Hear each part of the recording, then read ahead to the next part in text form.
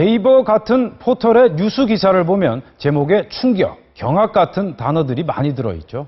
이런 낚시성 기사 말고도 사실과 다른 기사, 또 아이들이 볼까 겁나는 선정적인 기사들로 넘쳐납니다. 그런데 이런 기사로 피해를 입을 경우 기사를 올린 포털은 어떤 책임을 질까?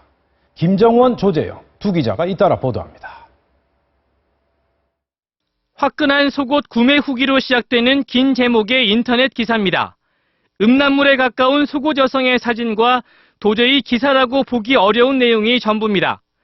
스마트폰으로 포털의 뉴스 페이지를 검색하다 보면 이런 기사 아닌 기사를 접하게 됩니다. 문제는 성인보다 스마트폰 사용이 많은 10대 청소년들이 이런 기사에 노출될 가능성이 많다는 겁니다.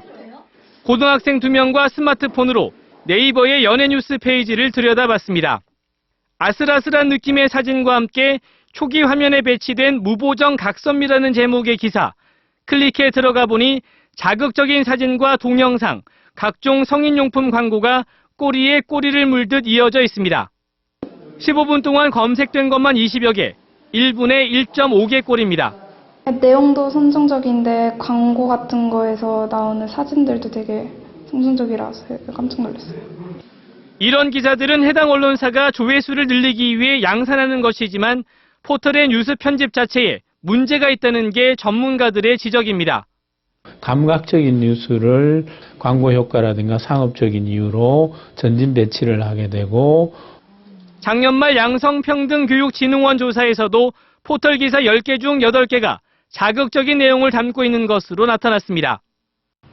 작년 말 인터넷에서 화제가 됐던 가수 박상민 씨의 욕설 논란. 사실 무근인 것으로 밝혀지면서 기사를 쓴 언론사는 정정 보도까지 했습니다.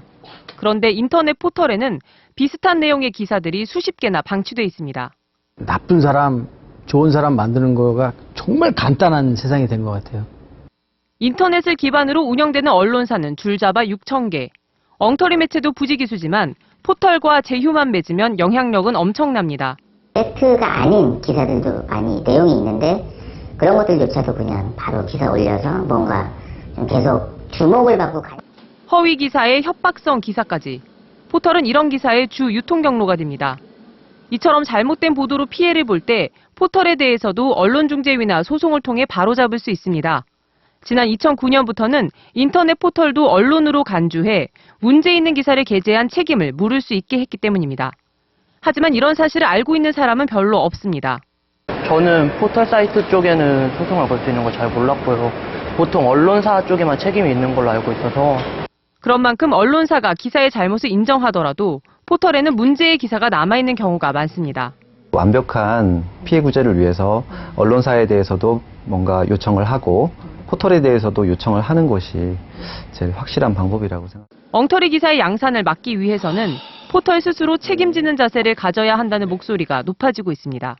MBC 뉴스 조재영입니다.